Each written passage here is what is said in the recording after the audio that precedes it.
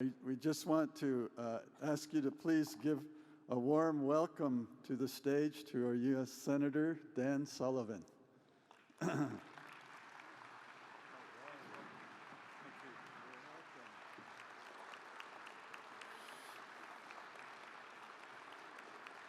Thank you, everybody. Thank you. Thank you, Will. And how about another round of applause for Anna's victory, and Greg, another great race, and then 30 years for Julie Kitka. Wow.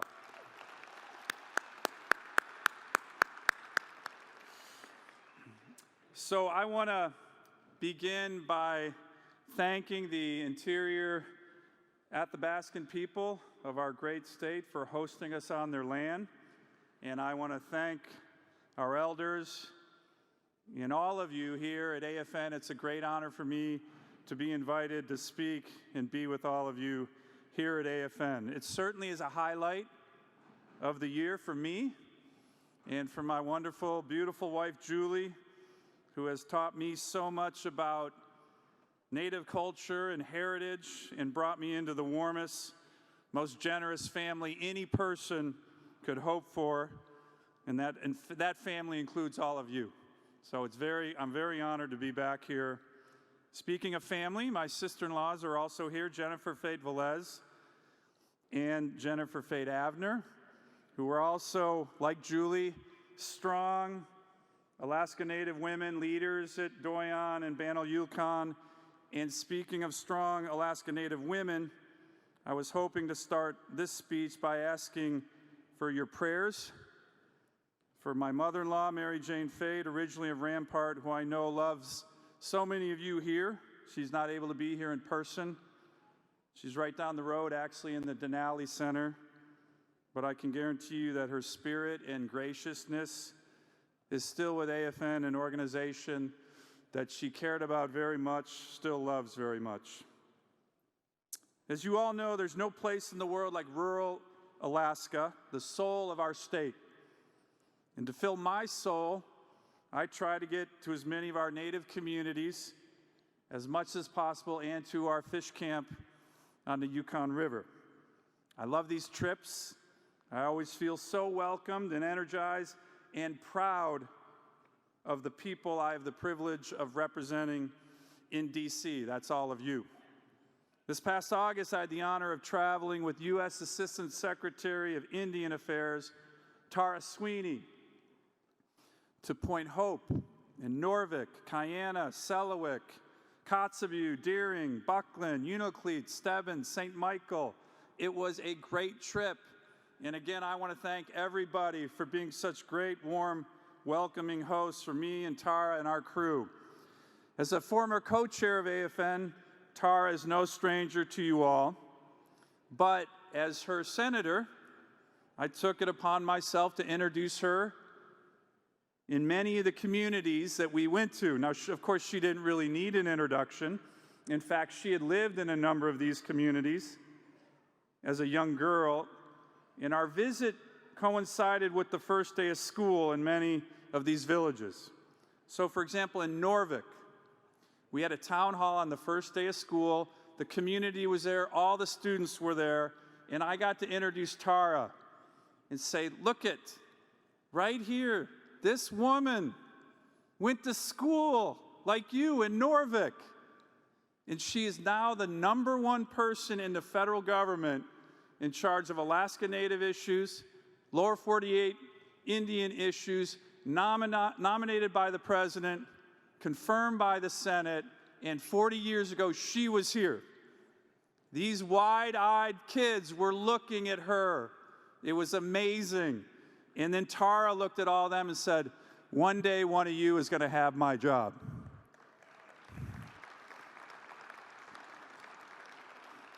So what an honor to be with Tara, who I refer to as Madam Secretary. And what an example for our youth and a source of pride for so many of our elders. Another honor came on this trip when I had the great privilege of going to Point Hope with Rex Rock and his wonderful wife, Ramona. Now, of course, we were talking about whaling and the success of our North Slope whaling captains that they had at the International Whaling Commission meeting in Brazil, where they went to lobby and we all worked together to make sure the IWC gave them their quota. Not only did they get their quota again, but they got it in perpetuity. A huge victory for our whaling captains, huge.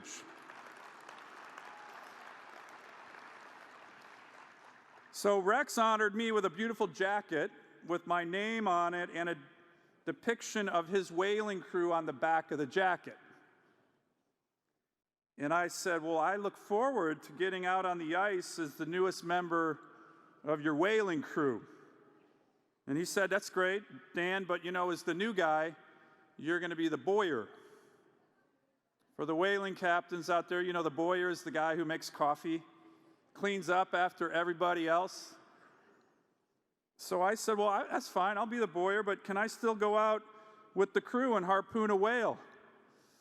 And Rex looked at me a little bit skeptically and he said, sure, Dan, you can harpoon a whale if you want to be the first U.S. senator in history to get thrown in jail for violating the Marine Mammal Protection Act. So I said, all right, I'll stick to making the coffee. But everywhere I went on these trips in rural Alaska, I'm always inspired by the resiliency, the toughness, and innovation of our Alaska Native communities.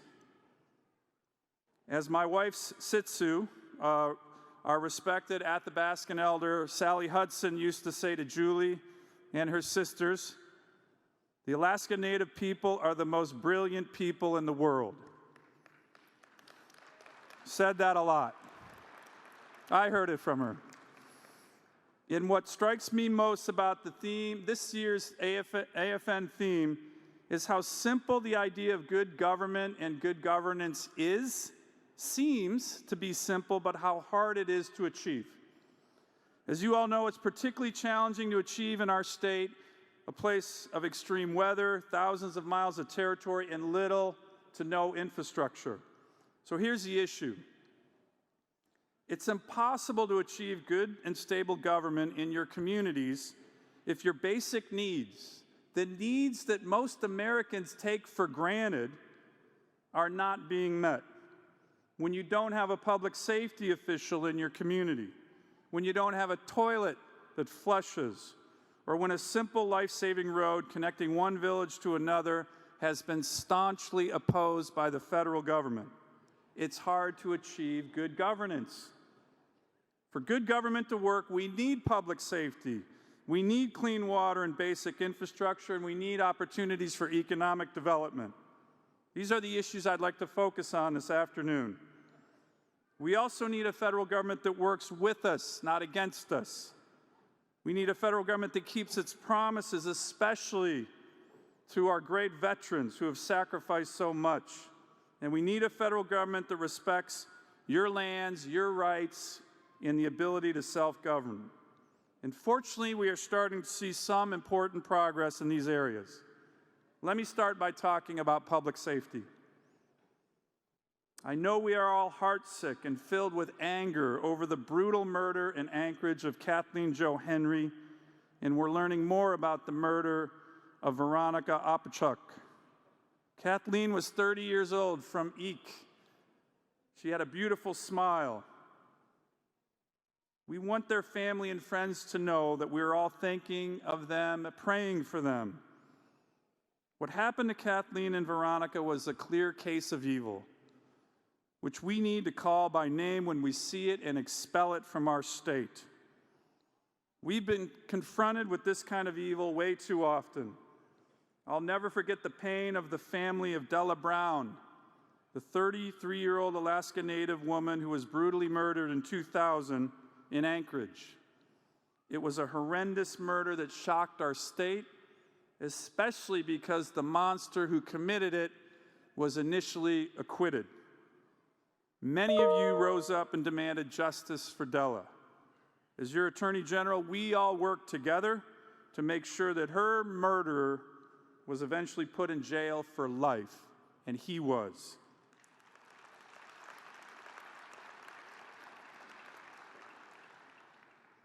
In that case, justice came slowly. Justice may have come slowly, but the takeaway is it will come. It came for Della Brown's family, and we must work to make sure it will come for Kathleen and Veronica's families too. Violence against Alaska Native women, as well as Indigenous women across our nation, as well as all women in our state, is finally being recognized for the heinous epidemic it is. And I'm grateful for Assistant Secretary Sweeney for her work and leadership on this issue literally across the country. And I'm also grateful for Senator Murkowski for introducing Savannah's Act, which I am a co-sponsor of, which will direct the Department of Justice to focus much more on these issues. But we need to do more.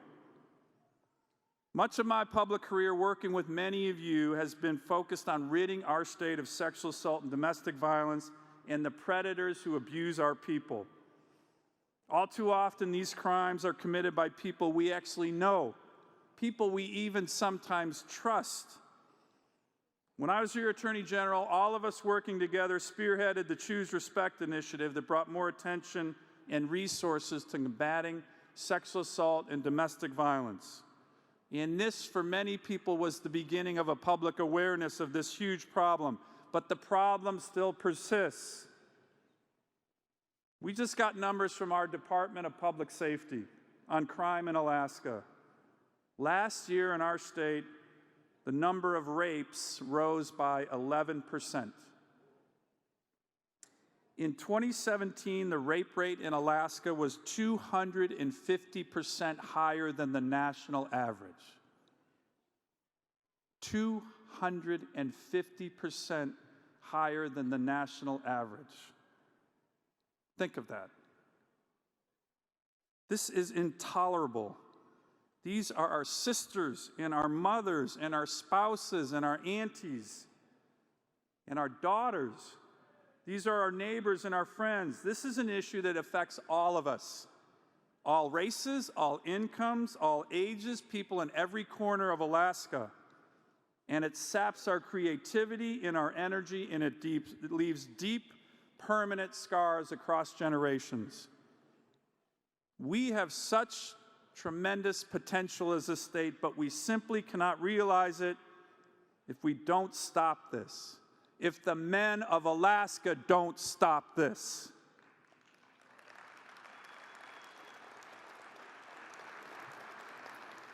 So what should we do? As your senator, I'm focused on two critical aspects of the solution: lawyers and law enforcement. Last year, I spoke about a bill of mine that was called the Power Act, which will provide more legal services to victims and survivors of sexual assault and domestic violence throughout the country, with a focus on Alaska Native communities and Lower 48 Indian communities. And I'm glad to report this year that the Power Act has been signed into law, and we had our first Power Act Summit in Anchorage this past August, where we worked to recruit more lawyers to provide these services, and lawyers from AFN definitely came out to help. The goal of this bill is to have an army of lawyers in Alaska and the Lower 48 helping survivors of sexual violence. Why does this matter? Studies show that perhaps the most important way to get somebody out of the cycle of violence that they often find themselves in is to get them an attorney, to get them a lawyer, to break the cycle. So the Power Act is a good first step, but the demand for legal services for victims still vastly outstrips the supply. And there's an injustice underlying this problem as well. Think of this fact. If there's a perpetrator of one of these crimes, say a rapist or a stalker, and that individual is charged with the crime, that individual gets a Sixth Amendment right to counsel from the government. Regardless of income, they get a lawyer. Now, what does the victim get? The victim gets nothing. If an accused rapist gets a lawyer, shouldn't the victim also get a lawyer? I say yes. So I've introduced a bill with Senator Kamala Harris of California as part of my Choose Respect series of bills in the Congress to guarantee a statutory right for counsel, for a lawyer, for a victim and survivors of sexual assault and domestic violence. These survivors need their own attorneys. We're hoping to get that passed through the Senate soon. So what about law enforcement, especially law enforcement as a critical component of good governance? Well, this is where I want to thank all of you. All of you. Last year in my AFN address, I described the way in which I think the best way to get things done together is this for our state, certainly from my perspective, to listen, to learn, to act together, and then we see progress. And I think this is starting to happen in terms of public safety. Let me give you a specific example. A few years back, I participated in a Tanana Chiefs Conference town hall, an event that was in Fairbanks. When Julie Roberts Hyslop pitched to me in this, and I just saw Julie a little bit ago, the idea of getting the Attorney General of the United States to meet with Alaska Native leaders and discuss these big issues of public safety. This was her idea. Now, it took some time, but both Senator Murkowski and I pressed and got a commitment from Attorney General Barr to come to Alaska soon after he was confirmed by the Senate. And as I think Alaskans are beginning to learn and realize, the Attorney General is a man of his word. You all know the rest of the story. He and I hosted a roundtable and meetings with many of you, our Alaska Native leaders and law enforcement officials and victims advocacy groups in Anchorage. And then Senator Murkowski took them to some of the rural communities that have challenges, big challenges on these issues. But here's the key piece. It was the advocacy of all of you speaking so eloquently about your communities, about the lack of public safety presence in these communities and how that harms so many elements of a fulfilling and meaningful life for our citizens. I can tell you this, the Attorney General was clearly moved and he was clearly motivated. 1 month after this visit that he had in Alaska in May, he announced the Justice Department grant of $10 million in immediate emergency funding to address the public safety crisis in rural Alaska. These funds went to hiring and equipping and training of rural justice officer programs, victim services, and the hiring of 20 new law enforcement positions in rural Alaska. Some of you may have seen on the video, I was sitting next to Attorney General Barr in his office at the Department of Justice. He was in his beautiful blue cussbuck. By the way, he's very proud of that cussbuck. When I saw him wearing it, he said, "Senator, doesn't this make me look skinnier?" But he was very proud of that, and we sat down, and he gave his remarks to all of you, and I was sitting there, and my jaw dropped when he announced to AFN an additional $42 million for rural Alaska focused on these issues. Think about that. That's over $50 million from the federal government in just the past few months on one of Alaska's most pressing problems, which is public safety and justice in our rural villages. $52 million. That is historic progress. And as I mentioned to all of you 2 days ago when I was sitting next to the Attorney General, I believe we need to use this money to jumpstart and re-energize a big vision for rural Alaska that has been missing for too long. Here's the vision. Every community that wants a trained law enforcement officer should have one. This is normal and expected and even demanded by communities in the lower 48, but we have dozens and dozens of communities that don't have anything near to this. That's the vision. That's what I'm focused on as your senator. Now, it's going to require strong cooperation between the federal, state, local, and tribal governments, with the feds and the state playing an important role in terms of training. But we can do this. Together, we can do this. And now that we have a federal government that wants to partner and really fund this, I believe this goal is more achievable than ever. A public safety officer in every village in Alaska. Now that, to me, is what good government looks like.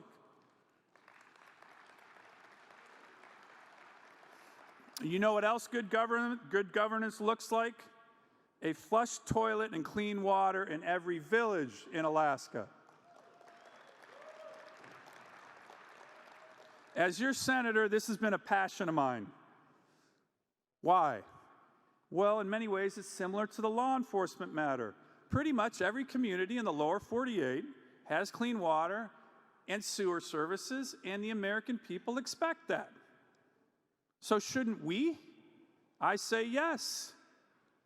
Now, this really hit home for me a few years back in the Congress when, you may remember, there was a debate about what was going on in Flint, Michigan.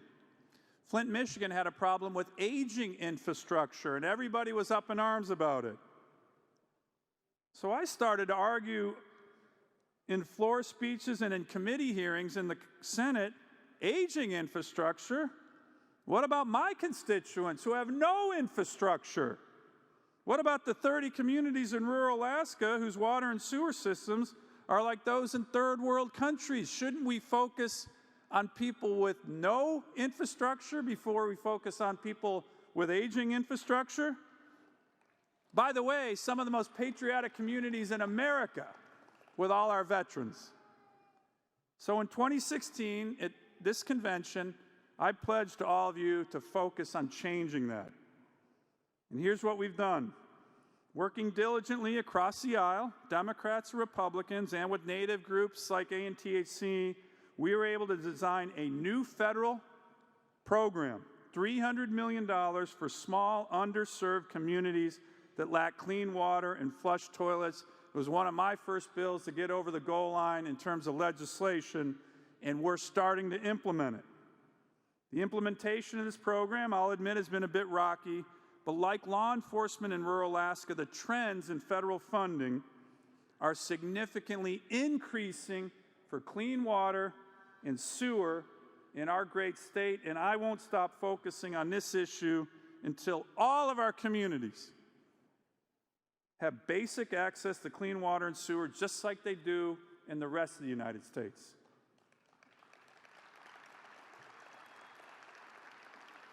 So we are also making progress on more federal support for roads and infrastructure in rural Alaska. As I often remind my colleagues in the Senate, Alaska is a resource-rich but infrastructure-poor state.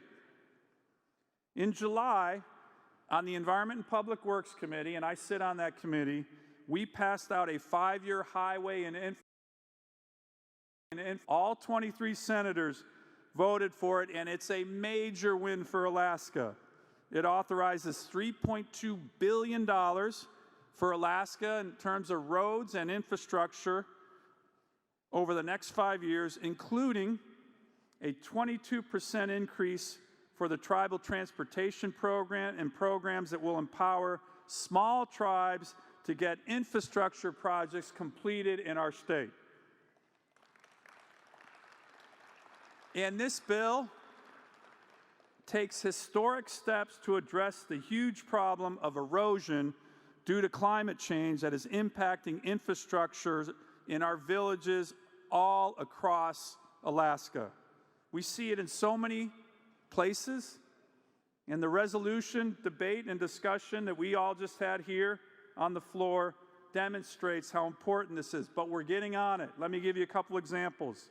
In this bill, we were able to include a $6 billion resiliency program nationwide to protect roads and other infrastructure from major climate and weather events, including $1 billion in grant money for resiliency projects for emergency evacuation routes that so many of our communities need. I'm committed to working with all of you to make sure Alaska gets a large portion of this important legislation. We're also working successfully to double the funding for the Denali Commission and have directed that these funds be used to address some of the most pressing erosion and climate change issues facing rural Alaska, like in Newtok. Now, federal assistance on these type of infrastructure challenges is important, but as you all know, sometimes what's needed to help with fulfilling the goal of basic good governance in rural Alaska is for the feds not to do anything, for the feds to get out of the way. Now, Chief Victor Joseph of Tanana Chiefs highlighted one of these federal obstacles to me involving stringent EPA emission requirements for remote rural villages that would have dramatically increased the costs of supplying energy to dozens of communities in rural Alaska. So we worked together, TCC and my staff, and I'm pleased to report that my bill, called the Remote Alaska Generator Act, that frees up so many of your communities from these crushing EPA requirements, was just signed into law by the President 2 weeks ago. So thank you, Victor, and thank you, TCC. And I wouldn't be able to talk about the feds getting out of the way without mentioning the King Cove Road. We all know the people of King Cove have been fighting for decades to build a single-lane, 12-mile gravel road simply to connect them to the life-saving airport in Cold Bay. And finally, the federal government has seen the light, and as opposed to opposing the people in King Cove, they are finally supporting this. That's good governance, but what that really is the perseverance of the citizens in King Cove. So how about a round of applause for them for finally getting what they need? Finally, I want to talk about our veterans. And as your senator and as a Marine, I never tire about bragging about Alaska and our veterans. Our state has more veterans per capita than any state in the country. That's a huge deal. But for AFN, this is even a bigger deal. Alaska Natives serve at higher rates than any other ethnic group in the entire United States of America.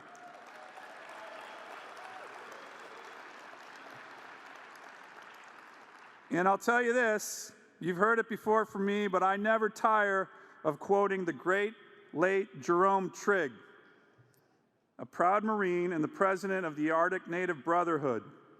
In 1968, during the height of the Vietnam War, Jerome Trigg testified at a congressional hearing pressing for the Alaska Native Claims Settlement Act. And here's what he said, quote, "We have shown patriotism as proudly as any Americans on earth," he told the Senate hearing and all the senators there. "We have answered the call of duty with pride in serving our country. We answered the call in World War II 100%. Every man in every village, old and young, volunteered with the Alaska National Guard. I have never heard of an Alaska Native burning the draft card or burning our nation's flag. We love our lands and we will sacrifice and fight to protect them." That's Jerome Trigg. I love that quote.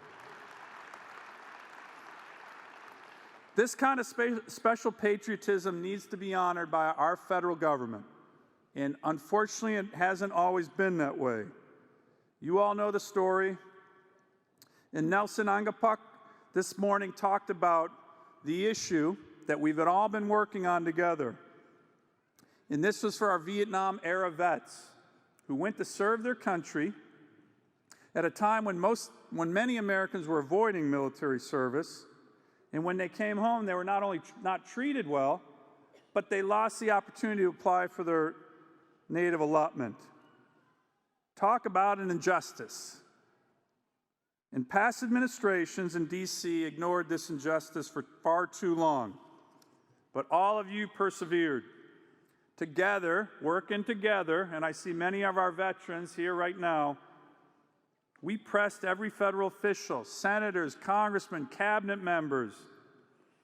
The Trump administration's Secretary of Interior, Ryan Zinke, met with a number of our great Alaska Native veterans to right this wrong, to say, Mr. Secretary, don't do what the other Secretaries of Interior have done. Support these great patriots. Secretary Zinke came to Alaska, and I put together a meeting in my office. By the way, he was a Navy SEAL in Anchorage, and he met with so many of our Native leaders. I want to make sure I don't miss any, but George Bennett, Ben O'Cleveland, Eamon Olram, Jerry Ward, Emil Noddy, Bill Thomas, Chester Ballot, Nick Jackson, and of course Nelson, who has been leading this charge. Secretary Zinke in my office gave them, our veterans, his word that we will get this bill passed. And guess what? We did. We did. We got it done. Now, I will tell you this, it's not a perfect bill. It was my bill. The bill was called the Alaska Native Veterans Land Allotment Equity Act. Bit of a mouthful, but you get the point. It started out allowing Alaska Natives to access all lands in Alaska, in the Tongass, in Anwar. If you were a veteran, you got to access the lands. But as you probably knew and followed, many groups opposed this. Many groups didn't want any justice for our veterans. The difficult compromises that we had to make to get it over the goal line with 60 senators left out some of this land, including the Anwar and Tongass areas. But it has a provision signed into law that we will revisit the opportunity to get these areas into the bill, and I certainly will continue to fight with all of you to do so. All that being said, I will say that one of my proudest moments as your senator was to be in the Oval Office. The president was signing this bill as a broader lands package that Senator Murkowski did a great job putting together. It was a big bill. But when the president highlighted this bill, he called out the legislation on the Vietnam Native allotment issue. And he said, for the Alaska Native veterans, as he was signing this bill, I'm pleased that we are finally addressing an injustice that you have lived with for almost 50 years. That sent a chill down my spine. And I believe that's another example of good governance, and so is this. Just last month, the VA called me with some more good news about land and Alaska Native veterans. They were going to designate and announce a couple weeks ago 2.5 acres and more than $1 million in grant money for Metlakatla to build a veterans cemetery, something that Metlakatla leaders and my office have been working on for 4 years. So that is another great piece of news for veterans in Alaska.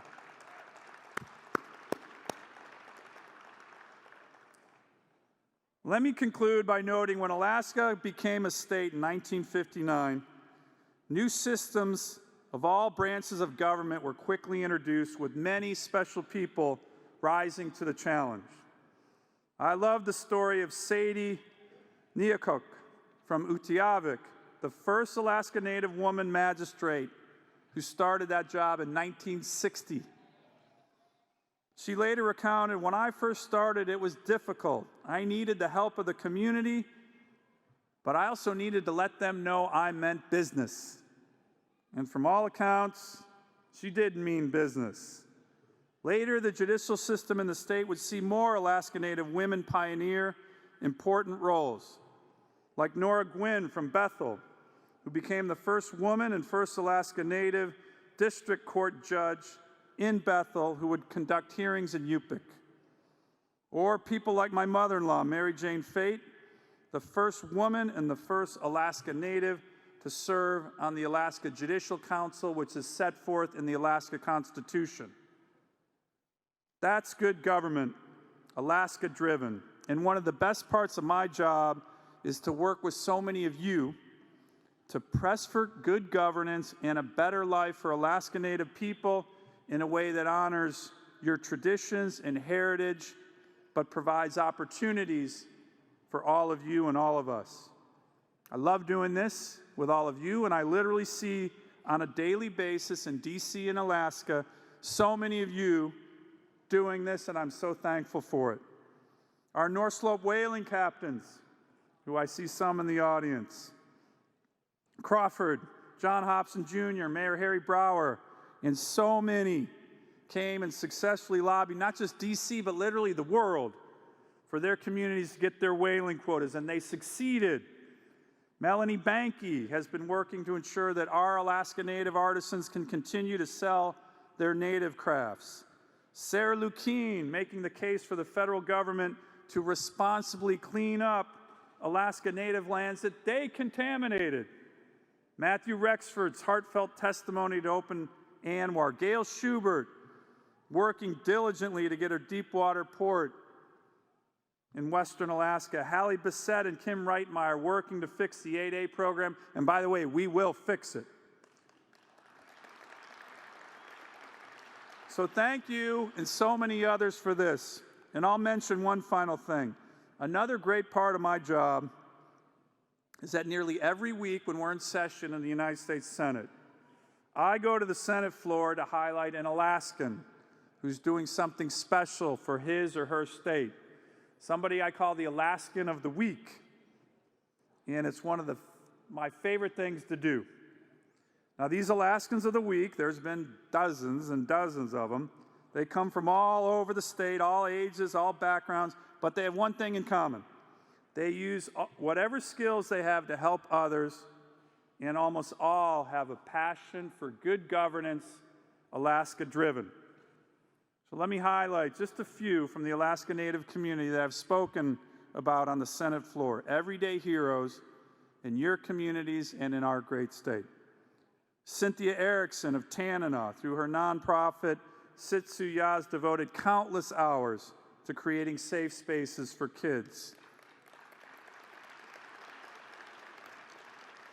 Carol Supelo of Nome, who overcame severe adversity and runs ultra marathons inspiring Alaskans throughout the state. Dmitry Filimonov of St. George, who has devoted his life to helping people heal from the wounds and trauma for our Alaska Native people during World War II. And of course, Jake Adams, who has been a friend and mentor to me and whose legendary leadership on the North Slope and throughout Alaska has done so much for so many.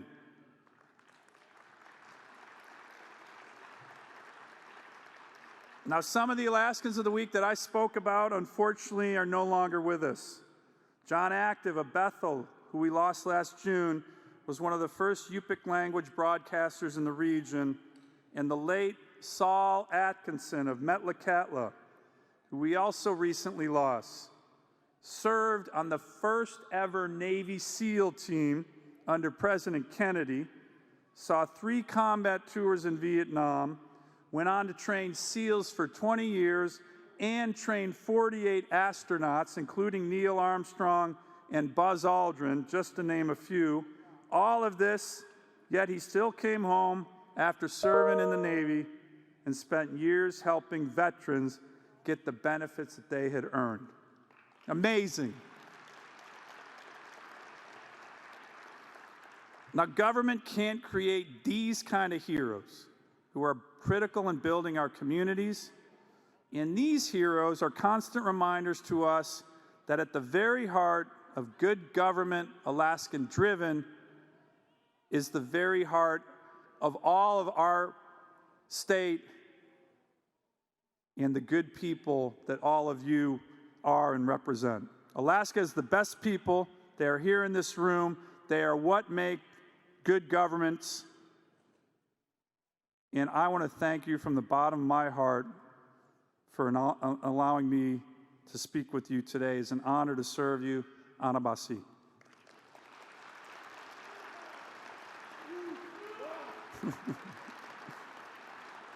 Thank you, Julie. Thanks, Will. Thank you. Well, Senator, we'd like to call up Julie to join you on the stage. Well, and thank you for all the work you've been doing. Sure. I know that we're kind of running out of time towards the end of the convention, and next time we'll try to plan it a little bit better. That's quite all right. But he really has been doing an awful lot of work, and he didn't even begin to talk about the stuff we're doing on public safety and national security together on that, but we really thank you for all your work. But first off, Julie, we have a t-shirt that is Forever Young, is what we call it, Rosita, and Good Government Alaska Driven, and we hope you will wear it sometime when you're either in the state, out at fish camp, or if you're back east. But, thank you. thank you. And next year we hope to have those shirts with every region, kind of an iconic photo on that, but we love that photo. But also from the AFN Board of Directors, Senator, we have a master carver from Kotzebue, a seal, and we hope that that might be in someplace in your office, possibly. Thank you very much, Julie. And here's the thing. But can we thank the senator for all his hard work? Like I said, he would have been here earlier in the convention, but they had a lot of things going on back there. But we really deeply appreciate